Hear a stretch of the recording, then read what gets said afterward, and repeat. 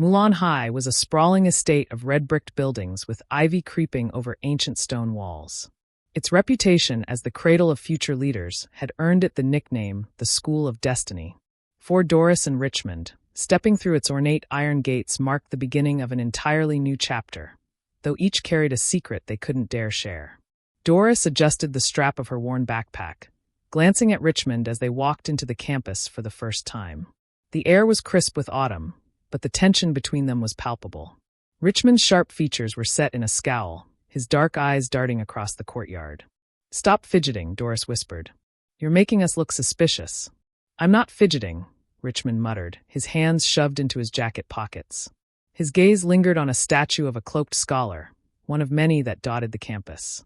The school buzzed with activity as students shuffled between buildings, some chatting in groups, others marching with purpose. Yet something about the environment felt off. Conversations seemed hushed when Doris and Richmond passed. People stared just a second too long. Doris broke the silence. "You've been here before, haven't you?" Richmond stopped mid-step, his face hardening. "I swore I'd never step foot in this place again, but here we are." Doris's breath hitched. She had suspected as much, but hearing him confirm it made her stomach churn. "Why didn't you tell me?" Richmond's response was cut short by the sharp ring of the bell. A tall, hawk-faced man in a gray suit appeared at the steps of the main building. "Welcome, students." His voice was smooth yet commanding. "I am Headmaster Lin. You are standing on the grounds of greatness. Do not squander the opportunity that has been given to you." Doris felt Richmond stiffen beside her. Classes were rigorous and unlike anything Doris had experienced before. Teachers expected answers before questions could fully form in her mind, and the students competed as if their lives depended on it. By the end of the day, she was exhausted. Richmond, on the other hand, had slipped into his usual silence, keeping his thoughts hidden behind his composed exterior. Doris caught up with him after their final class. "So," she said, struggling to keep up with his long strides, "you going to tell me why everyone here seems to know you?" "They don't know me," Richmond replied, avoiding her gaze. "Really? Because I saw the way the chess team captain stared at you during lunch. Looked like he'd seen a ghost." Richmond finally stopped, his face a mix of frustration and caution. "This school, it's not what it seems. And neither are the people in it." Later that evening, while settling into their dorms, Richmond found something unexpected in his locker. A single folded piece of paper, crisp and clean, yet ominous in its simplicity. The note read, "Watch your step. Not everyone here is what they seem." Richmond stared at it, his heart pounding. His mind raced back to memories he had tried to bury, the very reason he had promised never to return to Mulan High. Doris found him minutes later, still standing in front of his open locker. "What's that?" she asked, leaning in to peek. Richmond crumpled the note in his fist before she could see it. "Nothing. Just someone playing a prank." Doris raised an eyebrow. "A prank on the new guy? Yeah, that makes sense. Except you're not really new, are you?" Richmond shot her a warning look. "Drop it, Doris." But Doris was never one to let things go. That night, while Richmond was out for a walk, Doris decided to snoop through his belongings. She knew it was a breach of trust, but her instincts told her there was more to Richmond's story than he was letting on. What she found shocked her. Beneath a stack of notebooks, she uncovered a small, leather-bound book with Mulan's crest embossed on the cover. Inside were names, dates, and cryptic phrases. The trial of 2018. Reinstated. The fall. "What are you doing?" Doris jumped, nearly dropping the book. Richmond stood in the doorway, his expression a storm of anger and betrayal. I was just looking where you shouldn't," Richmond finished for her, snatching the book from her hands. Doris folded her arms. "You need to tell me what's going on. What is this school to you, Richmond?" Richmond hesitated, his shoulders sagging as the fight left him. "It's not just a school. It's a battlefield." Before Doris could press him further, the lights in their dorm flickered. A chilling breeze swept through the room, though the windows were shut. Both of them froze as a strange, guttural whisper filled the air. The words were indecipherable, but the tone was unmistakably menacing. "Did you hear that?" Doris whispered. Richmond's face was pale, his eyes darting around the room. "We need to leave. Now." As they stepped into the hallway, they found it eerily empty. The whispers followed them, growing louder with each step. Then, out of nowhere, a figure emerged from the shadows, a tall, robed person with a mask resembling a raven's face. Richmond pulled Doris behind him, his voice steady but low. Stay back. The figure raised a hand, and the whispers ceased. For a moment, the silence was more terrifying than the sound. You shouldn't have come back, the figure said, their voice distorted as if it came from multiple mouths. Before Richmond could respond, the figure disappeared as suddenly as they had appeared, leaving behind a single feather on the floor.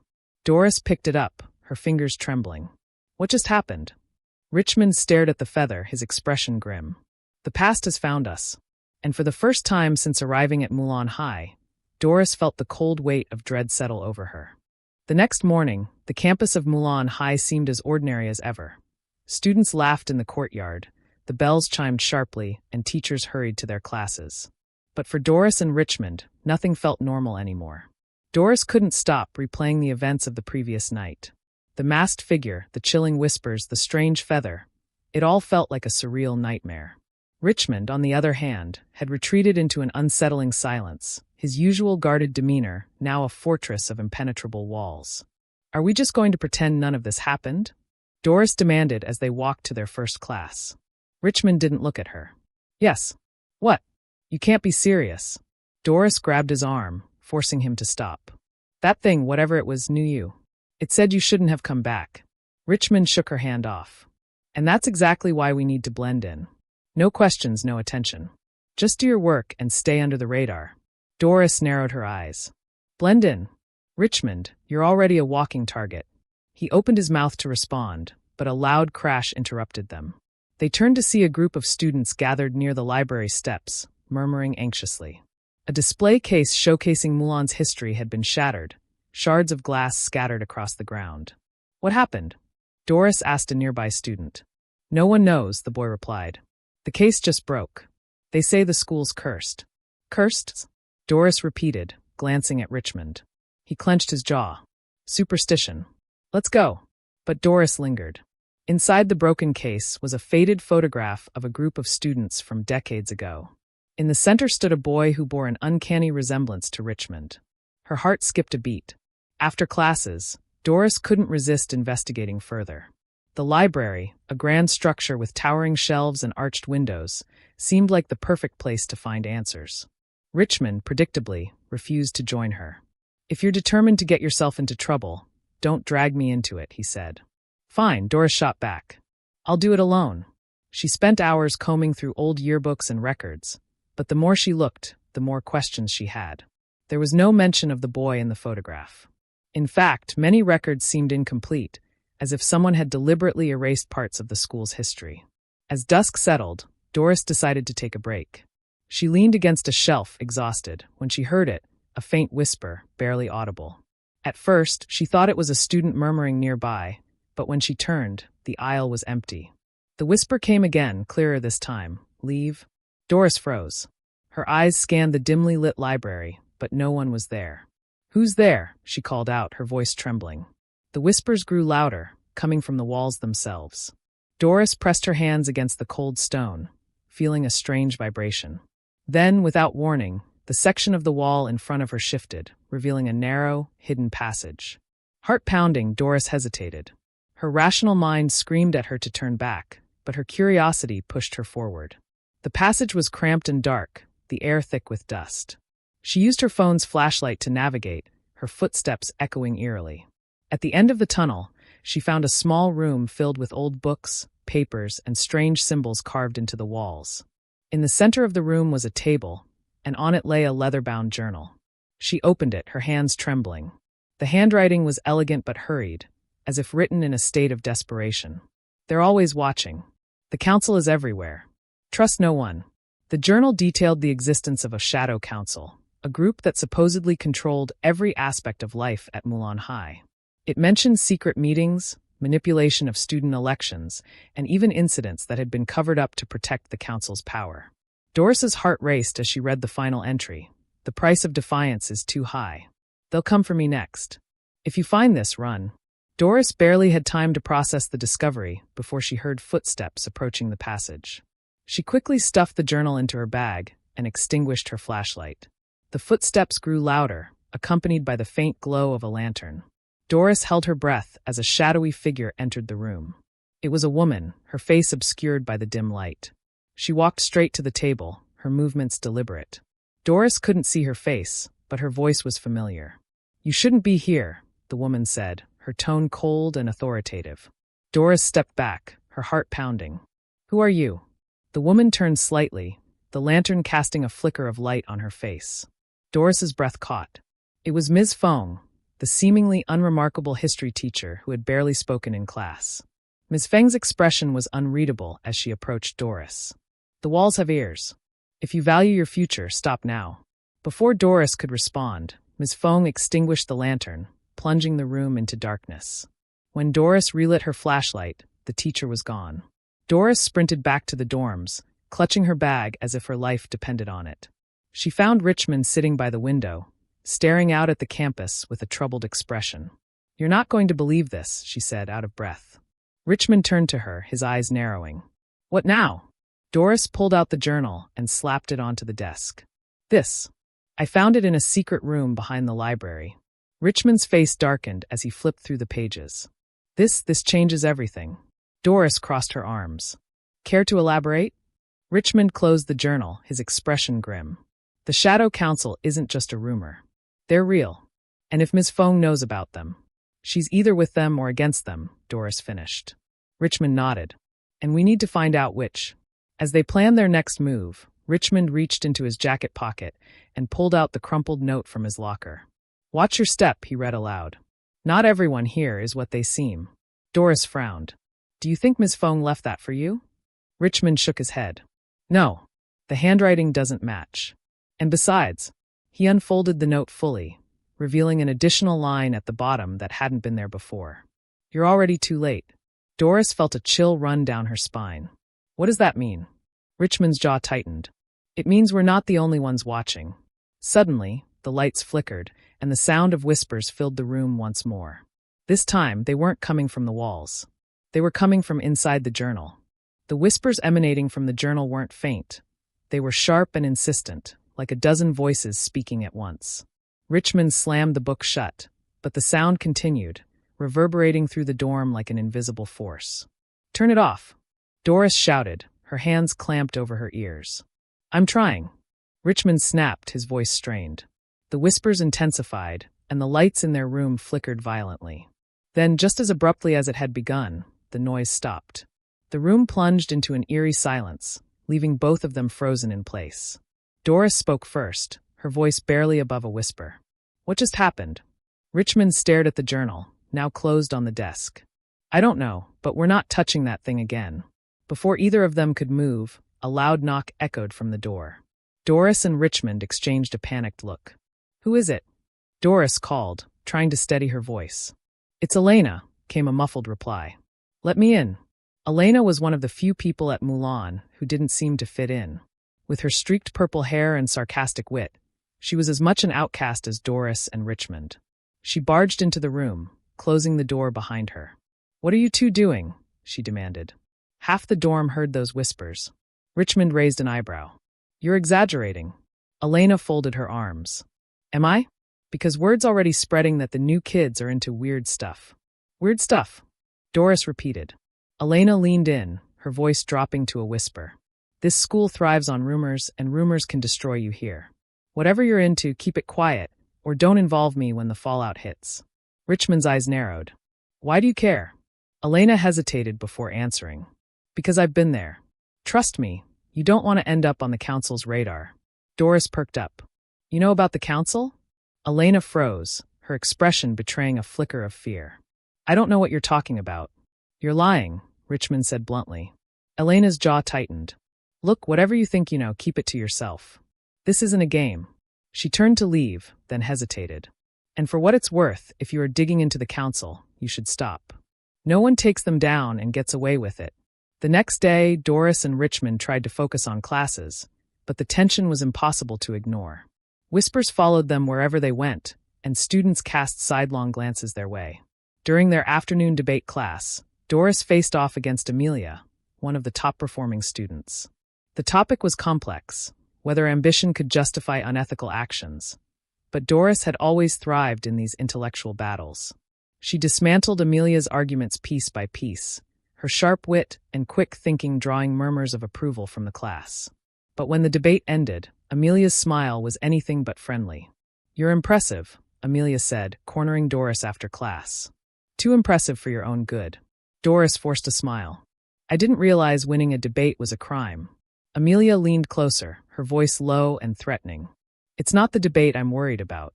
It's the questions you've been asking. Keep your head down, or someone might make sure you lose more than an argument." Meanwhile, Richmond's day wasn't any easier. He had drawn attention from the chess team after solving a complex puzzle during a casual demonstration. The team's captain, Victor, approached him with an unreadable expression. "You've got talent," Victor said, his tone measured. "But talent here isn't enough. You need to know how to play the game, both on the board and off." Richmond met his gaze. "I've always preferred making my own rules." Victor smirked. "That'll be interesting to watch. Good luck, new kid. You'll need it." That evening, Doris and Richmond regrouped in their dorm. Doris recounted her confrontation with Amelia, while Richmond described his unsettling interaction with Victor. "This place is suffocating," Doris said, pacing the room. "Everyone's either out to get you or trying to manipulate you." Richmond nodded, flipping through the journal cautiously. "And the council is at the center of it all. They've created a system where fear and control keep everyone in line." As they discussed their next move, Doris noticed something strange about the journal. The carvings on its cover seemed to shimmer faintly in the dim light. "What's that?" she asked, pointing. Richmond frowned, running his fingers over the markings. As he pressed down on one of the symbols, a hidden compartment popped open in the back cover. Inside was a small, folded piece of paper. Richmond unfolded it carefully, revealing a map of the school with a single location circled in red: the old music hall. Doris studied the map. Why would someone hide this in the journal?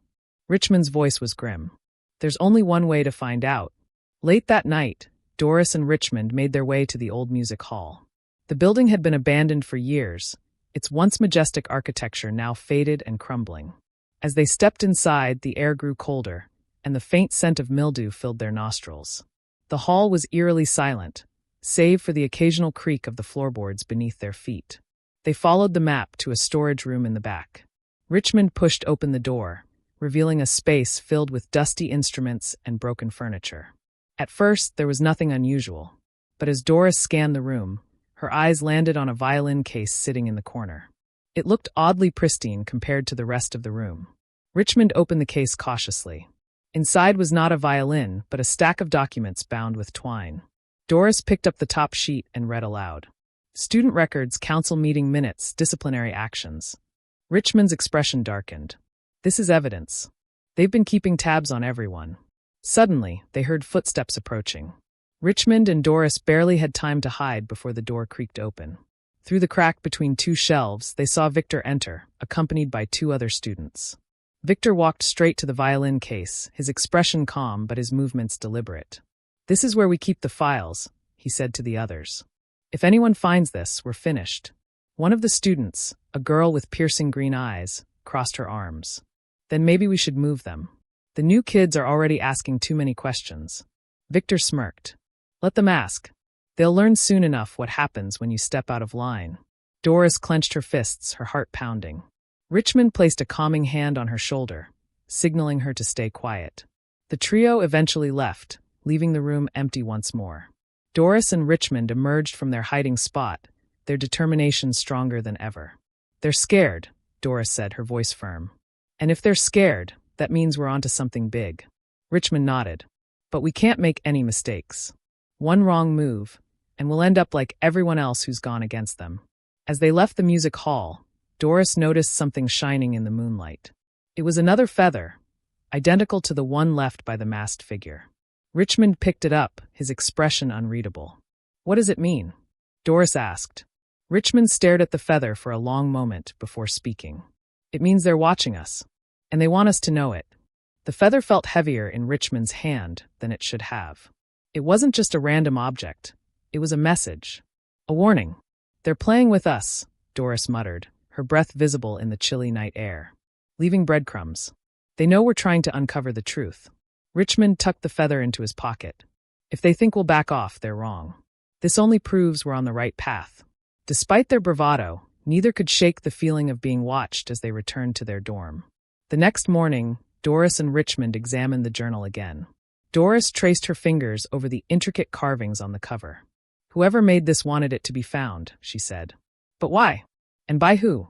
Richmond flipped through the pages, his eyes scanning the strange, ciphered writing. It's like a mix of languages, Latin, Greek, maybe even something older. It's not just a journal, it's a puzzle. Doris sighed. A puzzle with no instructions. Great. Just as she was about to close it, Richmond noticed something odd. Wait, look at the ink. The pages shimmered faintly under the sunlight streaming through the window. Richmond grabbed a flashlight from his desk and shined it on the text. Hidden beneath the visible writing were faint symbols glowing under the light. Doris's eyes widened. It's a code. We just need to figure out how to read it.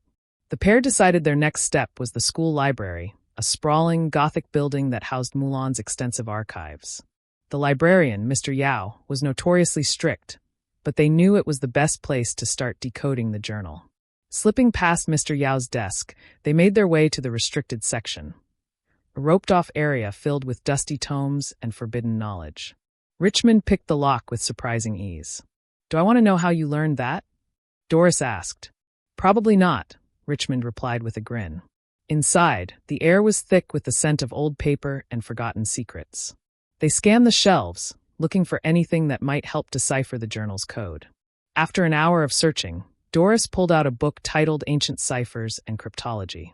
This looks promising. Richmond flipped through the pages until he found a section on light-reactive inks. Here it is. It says the symbols are part of a cipher used by secret societies in the early 1900s. To decode it, you need to combine them with a key phrase. And how are we supposed to find the key phrase? Doris asked. Richmond held up the journal, pointing to a faintly underlined phrase on one of the pages. Ad veritatem per tenebras. To the truth through darkness, he translated.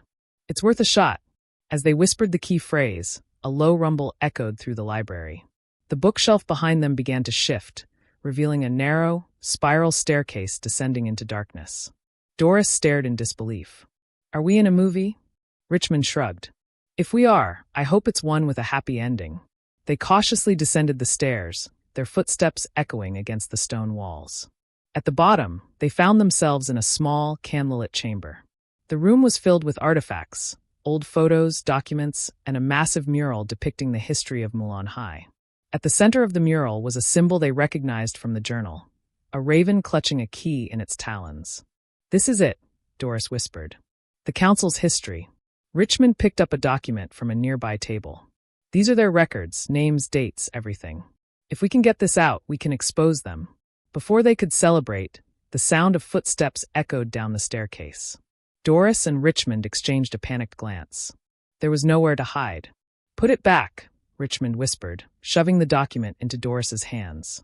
No time, she hissed, tucking it into her jacket. The footsteps grew louder until a familiar figure emerged from the shadows, Mr. Yao. What are you doing here? He demanded, his voice cold and authoritative.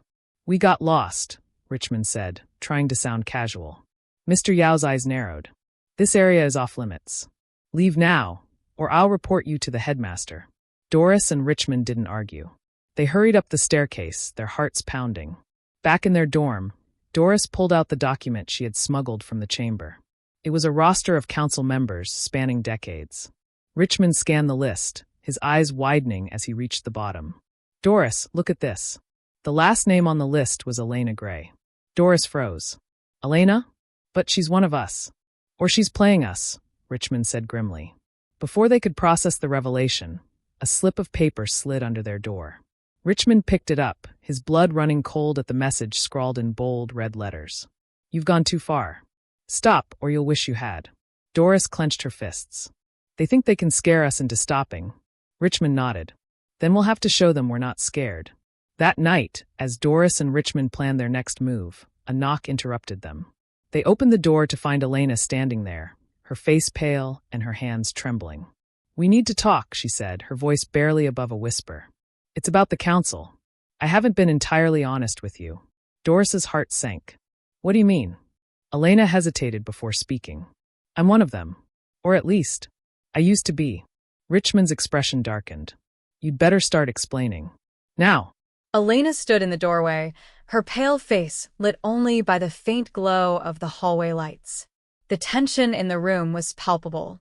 Richmond folded his arms, leaning against the wall, while Doris stayed seated, her eyes locked on Elena like a predator sizing up its prey.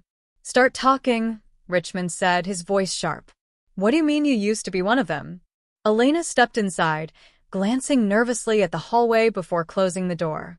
"I didn't join the council by choice. They approached me last year, said if I didn't comply my scholarship, everything would disappear." Doris raised an eyebrow. "And you complied? What did they make you do?" Elena took a shaky breath. At first, it was small things. Delivering messages, watching certain students. But then they started asking for more, planting evidence, framing people. I couldn't do it anymore, so I faked my way out. But you don't leave the council. They've been watching me ever since. Richmond's eyes narrowed. "And now you're telling us because?" "Because I saw what you two found," Elena said. "The chamber, the roster. You've stirred up the hornet's nest. They won't stop until they've silenced you and me. If they think I'm helping you..." Doris stood, crossing her arms. "Why should we believe anything you're saying? For all we know, you're still working for them, trying to gain our trust." Elena met Doris's gaze, her voice trembling but firm. "If I wanted to betray you, I wouldn't have come here. I would have handed you over to them the moment you stepped into that chamber."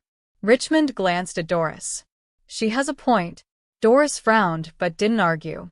Elena pulled a folded piece of paper from her pocket and placed it on the desk.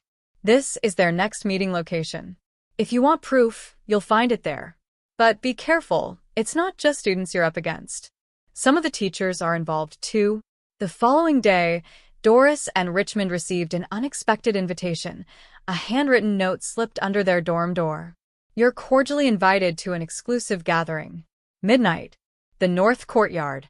Richmond held the note up, examining it under the light. "This is trap written all over it." Doris smirked. "Doesn't mean we're not going." At midnight, the North Courtyard was eerily quiet. Shadows stretched long under the pale moonlight, and the chill in the air seemed sharper than usual. Doris and Richmond arrived together, keeping their movements deliberate and their senses sharp. A group of students stood in a semicircle near the fountain, their faces obscured by dark hoods. At the center was a figure they recognized, Jonathan Park, a charismatic senior who was rumored to have influence far beyond the school. "Welcome," Jonathan said, his voice smooth and commanding. "You've impressed us. Few have the courage or the stupidity to challenge the natural order here at Mulan." Richmond crossed his arms. "Cut to the chase. Why are we here?" Jonathan smiled, the kind of smile that didn't reach his eyes. "We're offering you a choice. Join us, or face the consequences of your defiance." Doris raised an eyebrow. "Let me guess. If we join, we get power, privilege, all the perks of being part of your little secret clubs?" Jonathan chuckled. "Exactly. And if you refuse, well, accidents happen all the time." Richmond stepped forward, his tone icy. "If this is your idea of a sales pitch, you need to work on your delivery." The group laughed, but Jonathan's expression hardened. "Think carefully. You're already in deep. One wrong move, and it won't just be you who suffers. Everyone you care about will pay the price." Before Jonathan could say more, the sound of a distant bell echoed through the courtyard, a signal. The hooded students tensed, their heads snapping toward the shadows. "Looks like someone else is here," Doris whispered to Richmond. "Let's make use of the distraction," Richmond replied. They slipped away as the group's attention shifted. Behind the fountain, they found Elena crouched in the shadows, motioning for them to follow. "What are you doing here?" Doris hissed. "Saving your lives," Elena shot back. "Now move." They sprinted toward the library, ducking into the maze of shelves to catch their breath.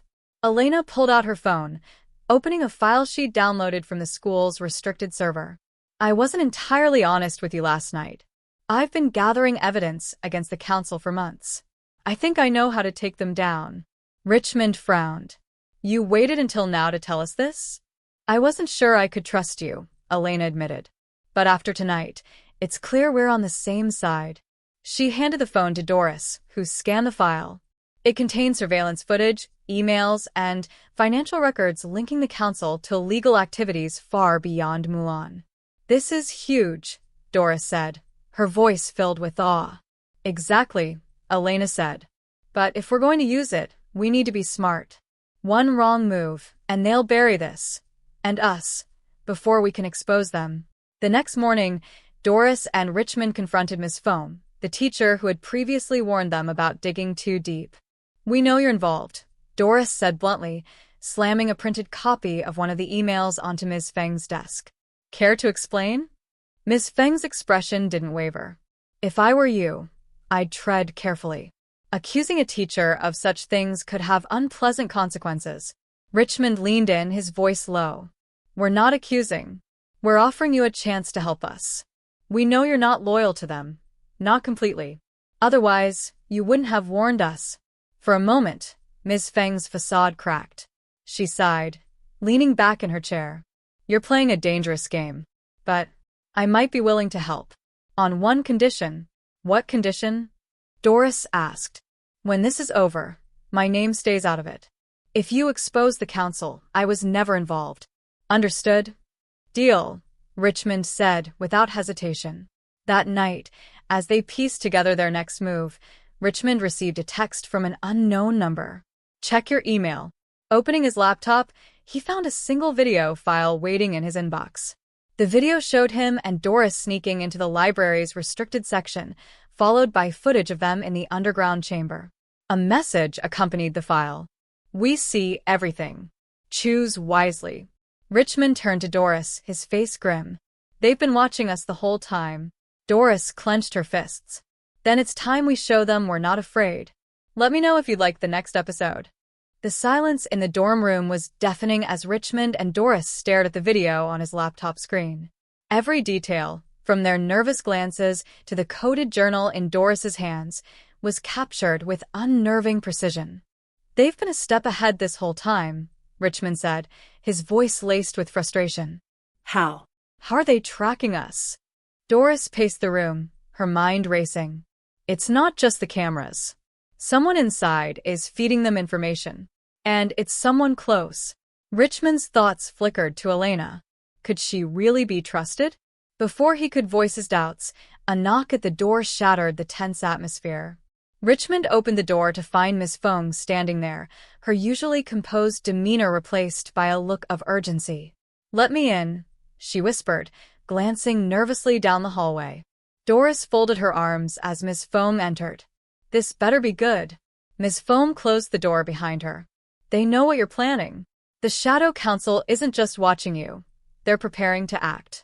If you don't stop now, they'll destroy everything, including you. Richmond's jaw tightened. And what's your role in this? Are you here to help, or to deliver a warning on their behalf? Miss Feng hesitated. I'm walking a fine line. If they suspect I'm helping you, I'll lose everything. But I can't stand by and watch this continue. Doris stepped closer.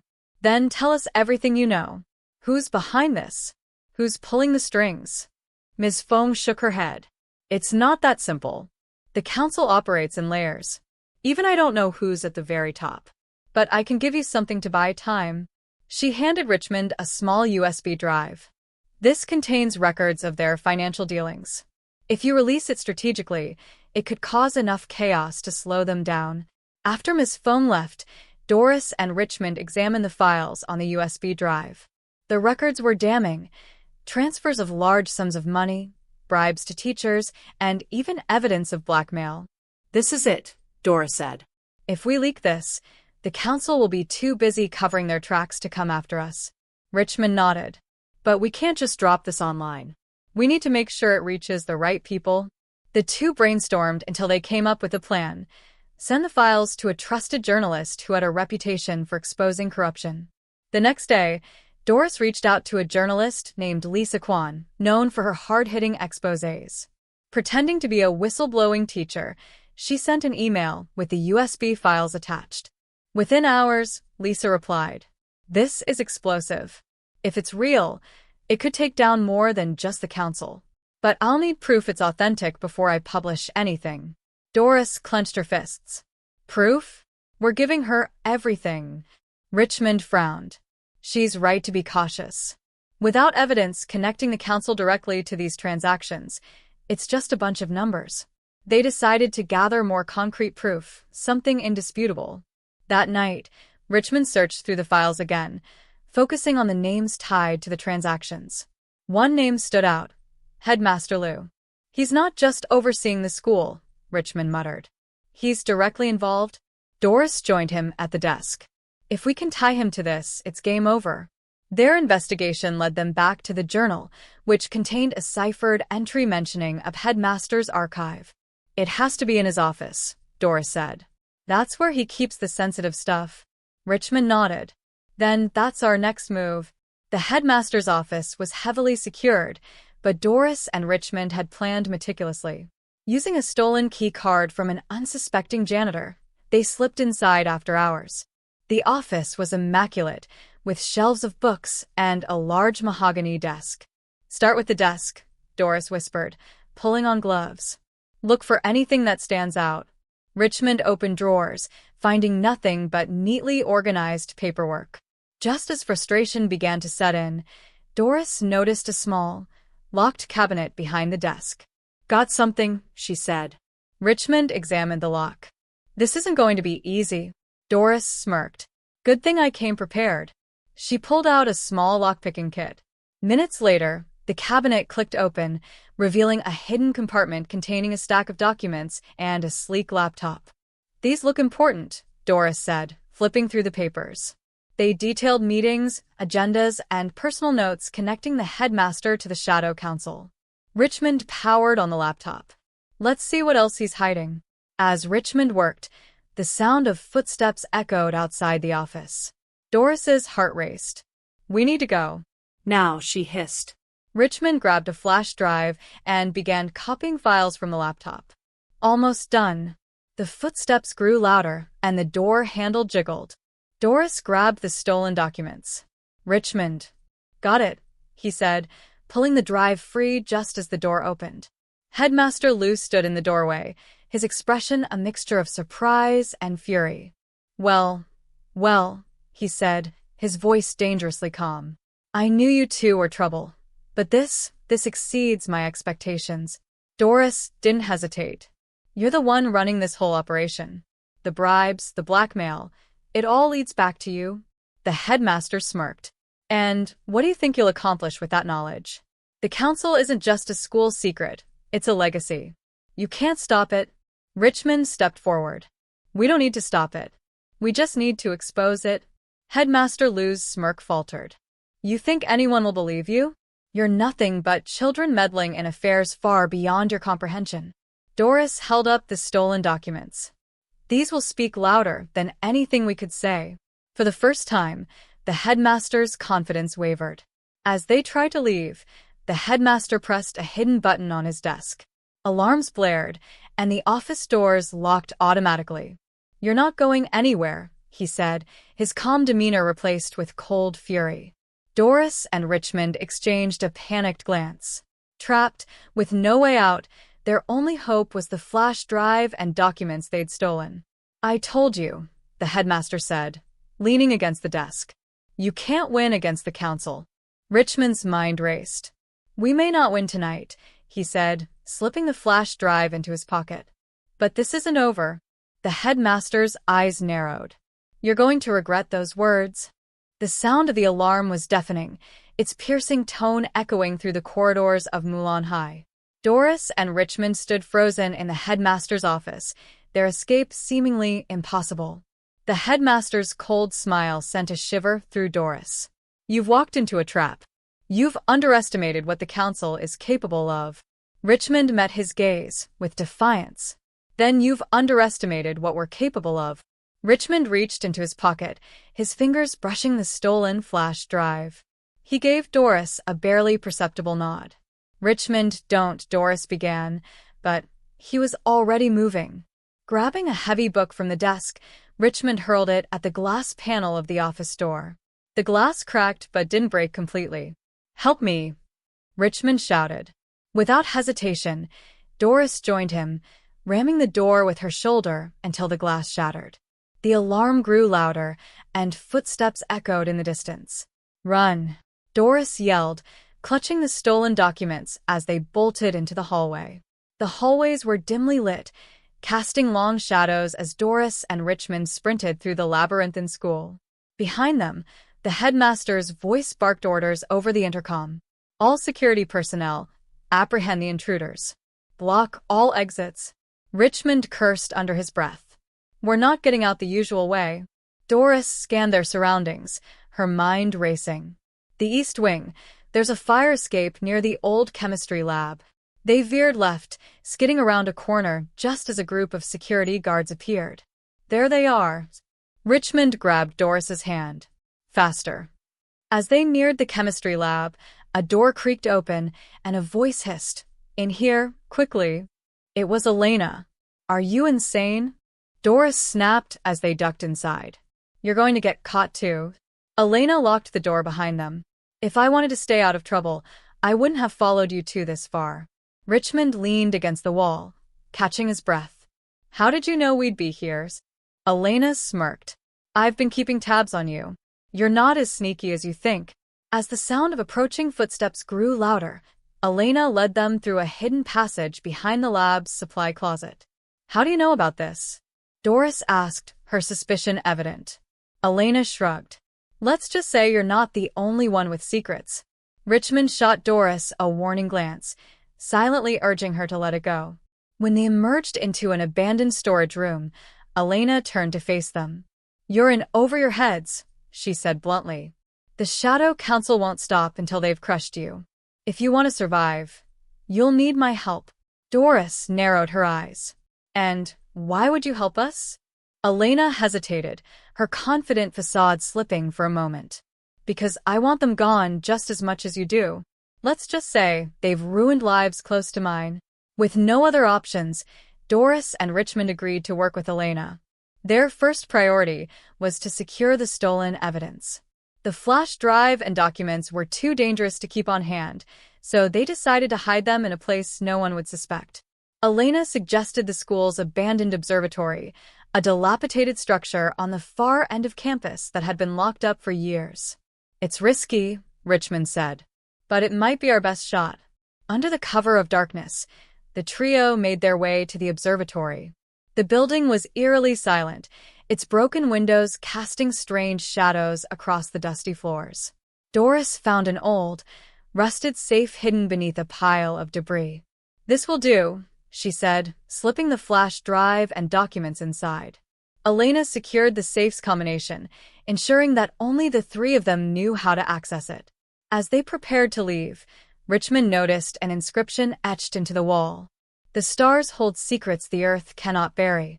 "What does that mean?" he murmured. Doris shrugged. "Probably just some old graffiti. Let's go." The next day, it became clear that the Shadow Council wasn't going to let their intrusion go unanswered. Posters appeared around the school accusing Doris and Richmond of academic dishonesty. Anonymous emails flooded students' inboxes, spreading rumors about their involvement in illegal activities. Doris clenched her fists as she tore down one of the posters. "They're trying to turn the whole school against us." Richmond frowned. "Then we need to fight back. But we'll need more allies." Elena suggested reaching out to Max, a fellow student with a reputation for tech savvy and a deep grudge against the school's administration.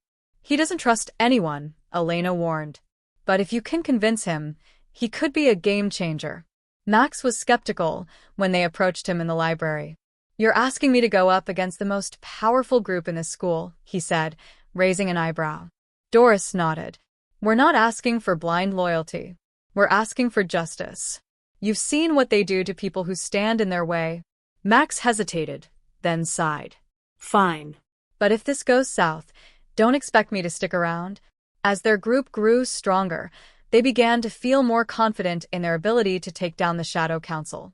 But late one night, while Richmond was reviewing the stolen files, he found something that made his blood run cold. One of the transactions wasn't tied to the headmaster or the council. It was tied to him. "Doris," he said, his voice shaking. "There's something you need to see." When Doris read the file, her eyes widened in disbelief. "This can't be right," she whispered. "Richmond, why is your name on this?"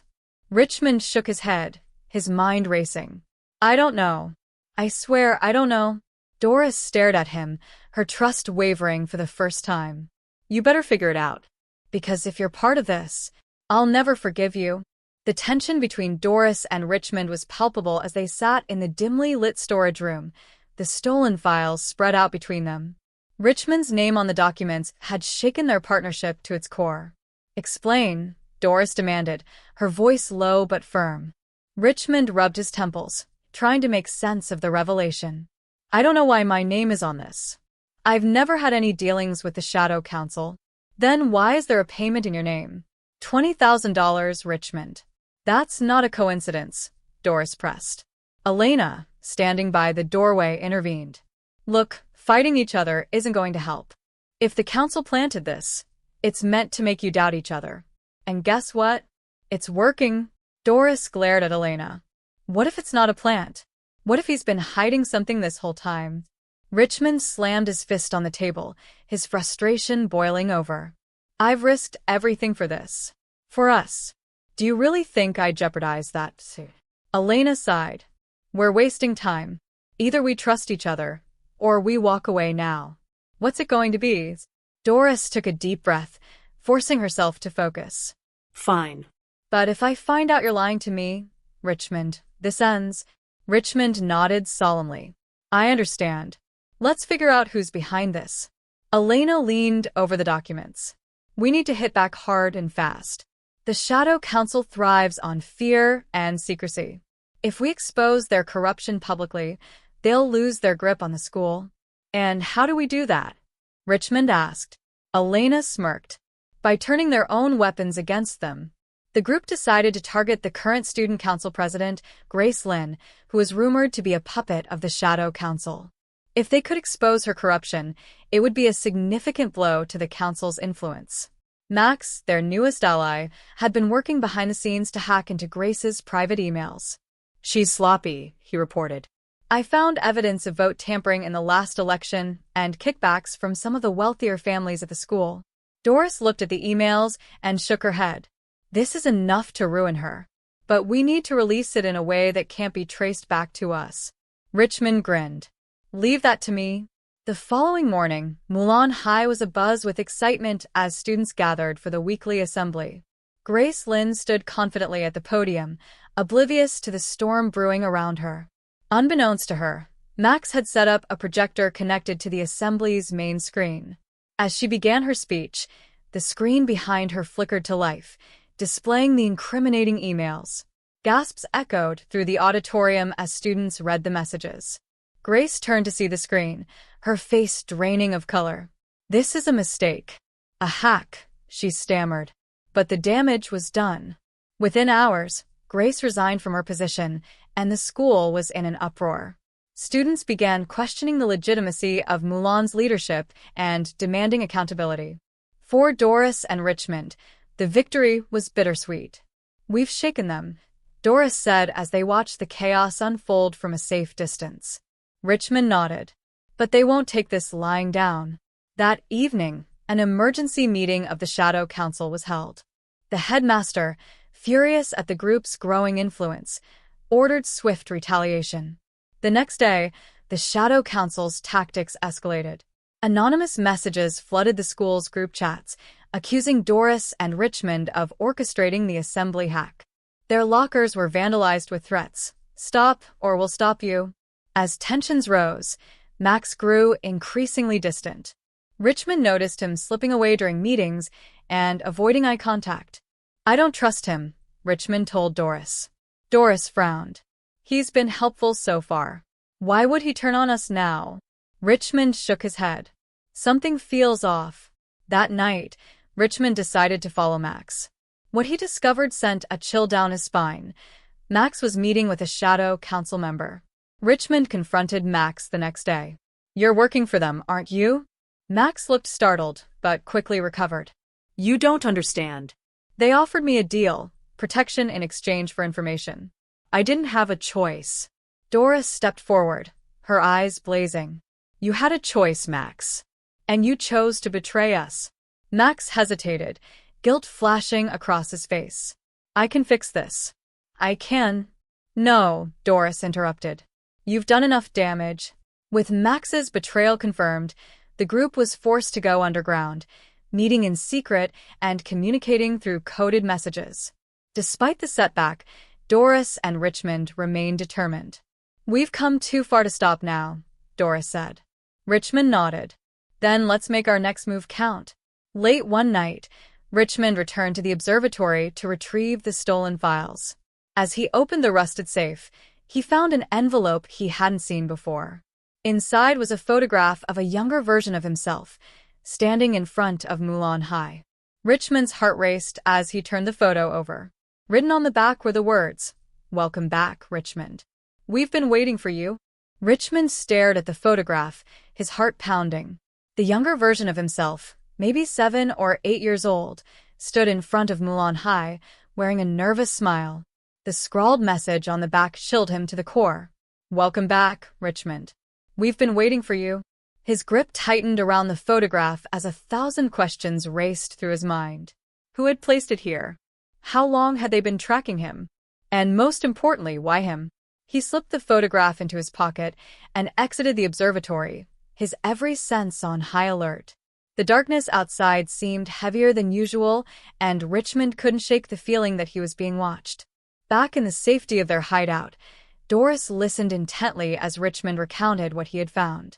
Her expression darkened with every word. "This isn't just about us taking down the Shadow Council anymore," she said. They know you, Richmond. "They've been keeping tabs on you for years. I don't even remember being here as a kid," Richmond said, pacing. "But this photo, it's real. Someone wants me to remember something." Elena leaned back in her chair, her face thoughtful.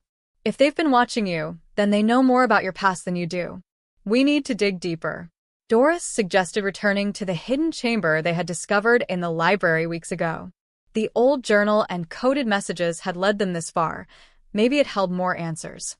When they arrived, they found the room undisturbed. Richmond retrieved the journal and began flipping through its brittle pages, searching for anything that might connect to the photograph.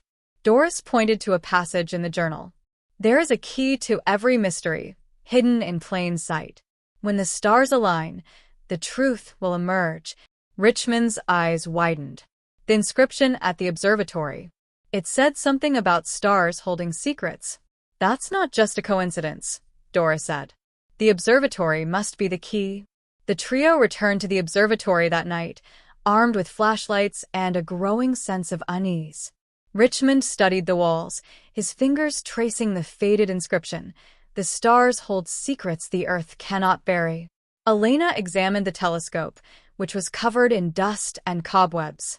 "If this place holds secrets, they're buried deep," she said. Doris noticed a series of strange symbols etched into the telescope's base. "What do you think these mean?" Richmond leaned closer. "They look like constellations, but some of them are out of place." "Try aligning them," Doris suggested. As Richmond adjusted the telescope, the symbols began to glow faintly. A low rumble echoed through the room, and a hidden panel slid open, revealing a narrow staircase descending into darkness. The staircase led to a hidden chamber beneath the observatory. The air was damp and heavy, and the walls were lined with shelves containing old files and photographs. At the center of the room was a large table covered in papers, maps, and a ledger bearing the Mulan High emblem. Richmond picked up the ledger, his hands trembling. Inside were detailed records of every student who had ever attended Mulan, dates, grades, family histories, and, in some cases, cryptic notes. Doris's voice was barely above a whisper. "This is how they control everyone. They've been gathering information for decades." Richmond flipped to a page with his name. His blood ran cold as he read the note beside it. "Potential candidate. Subject's memory suppressed. Monitor closely. Memory suppressed?" Doris repeated, reading over Richmond's shoulder. "What does that mean?" Richmond's head spun as fragmented memories surfaced. Brief flashes of being led down similar hallways, the sound of stern voices, and the faint smell of chemicals. I think I've been here before," he said, his voice shaky. "But I don't remember any of it." Elena pulled another file from the shelves. "Look at this." It's not just you, Richmond. There are records of dozens of students, some of them with similar notes about memory suppression. Doris scanned the papers. They've been experimenting on students. This goes way beyond corruption. Before they could process the full implications, the sound of footsteps echoed down the staircase. Someone's coming, Elena hissed, grabbing a flashlight. They quickly extinguished their lights and hid behind the shelves, their hearts pounding as the footsteps grew louder. Two shadowy figures entered the chamber, their voices low but distinct. "Did you hear? The headmaster wants the files relocated. Too much heat after the Grace Lynn incident." "Yeah, but where are we supposed to take them? This chamber's been secure for years." "Doesn't matter. Orders are orders. Start packing." Richmond gritted his teeth. If they took the files, it would be impossible to uncover the full extent of the council's activities. Doris gestured for them to move quietly toward the staircase. But as they crept away, Elena accidentally knocked over a stack of books, the sound echoing through the chamber. "Who's there?" one of the figures barked, shining a flashlight in their direction. "Run!" Doris shouted, bolting for the staircase. The three of them sprinted up the stairs, the shadow council members close behind. Richmond spotted a heavy metal bar near the observatory's entrance. As they reached the top, he grabbed it and wedged it into the door handle, locking their pursuers inside. "That won't hold them for long," he said, breathing heavily. Back in their hideout, Doris spread the stolen files across the table. "We need to release this," she said firmly. "The whole school, no, the whole world, needs to see what's been happening here." Richmond shook his head. "If we release this now, they'll come after us harder than ever. We need a strategy." Elena tapped her fingers on the table. "We've got the evidence, but we need allies. People who are willing to stand with us." Doris nodded. "Then we start with the students. If we can rally enough of them, the council won't be able to silence us all." As they planned their next move, Richmond couldn't shake the feeling that the answers he sought were still out of reach. The photograph, the suppressed memories, the connection to Mulan, it all pointed to a deeper conspiracy. He pulled out the photograph again, studying it closely. This time, he noticed something he hadn't before, a faint watermark in the corner. The words read, "Project Epsilon, Phase 2. Project Epsilon," Richmond murmured. "What the hell is that?" Doris leaned over, her eyes narrowing. "Whatever it is, it's the key to everything." Richmond couldn't take his eyes off the words, "Project Epsilon, Phase 2. The name sent shivers down his spine, though he couldn't place why. The more he stared at it, the more a faint, inexplicable familiarity tugged at the edges of his mind. "We need to find out what Project Epsilon is," Doris said, breaking the silence. Elena, who had been sorting through the stolen files, chimed in, "I think I saw something about it in one of the older documents we grabbed from the chamber." "Give me a second." She sifted through the pile, pulling out a dusty envelope marked with a faded Mulan high crest. Inside were records of meetings held years ago, attended by shadowy figures who were only identified by initials. "There," Elena said, pointing to a line in a transcript. "Initiate Phase 2 of Project Epsilon. Prepare candidates for final integration." "What does that even mean?" Richmond asked, his voice tinged with frustration. Doris frowned. "It sounds like the students they've been monitoring, like you, Richmond, aren't just random victims. They're part of something bigger." The group decided to split up to gather more information. Doris and Elena would continue rallying students to their cause, while Richmond focused on uncovering the truth behind Project Epsilon. "Be careful," Doris said, her voice softer than usual. "We don't know who else might be involved." Richmond nodded. "I'll keep a low profile. Meet me back here in 3 hours." Unbeknownst to them, someone else was listening. As Doris and Elena worked to distribute information among students, their growing network of allies was met with resistance. Many students were too afraid to challenge the Shadow Council, while others doubted their claims. "We need something bigger," Elena said. "Something that will force them to take a stand." Doris hesitated. "If we push too hard, we could make things worse. People's lives are already at risk." Elena crossed her arms. "So, what do you suggest?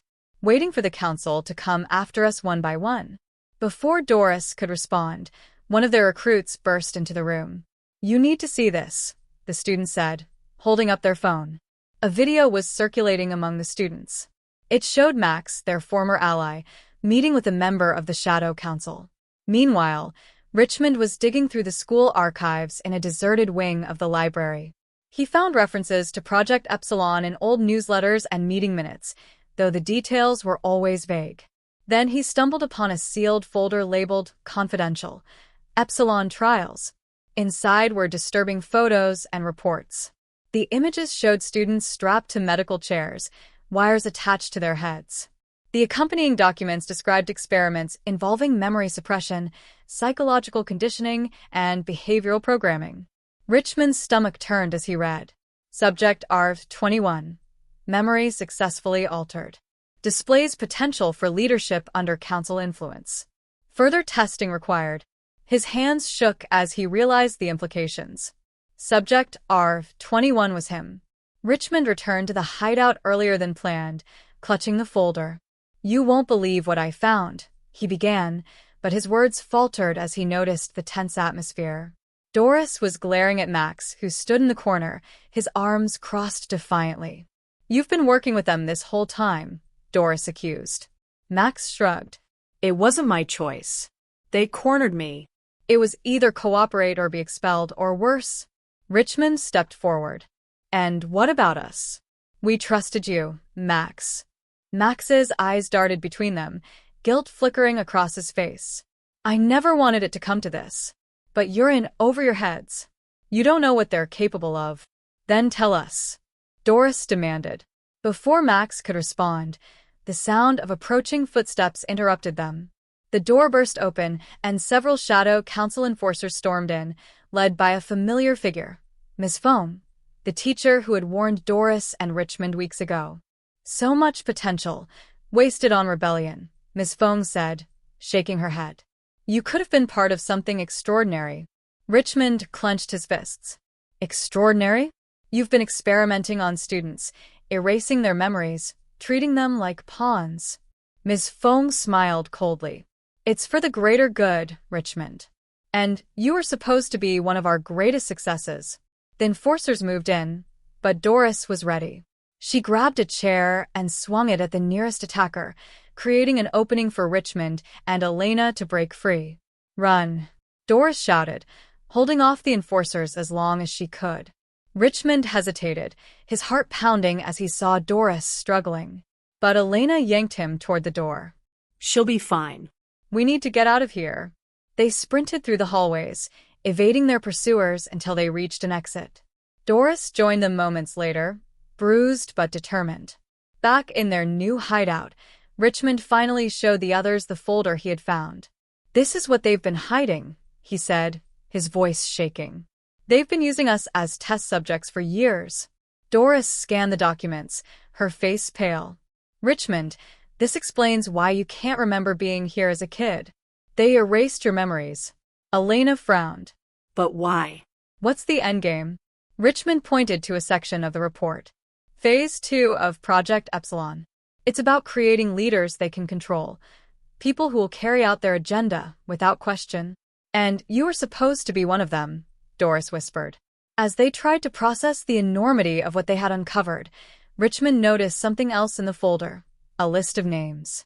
At the top of the list was his own. Below it was another name that made his blood run cold, Doris Young. "You're on the list too," Richmond said, his voice barely audible. Doris froze, her eyes wide with shock. "What?" Richmond handed her the folder. "You were part of Project Epsilon too?" The room fell silent as the weight of the revelation settled over them.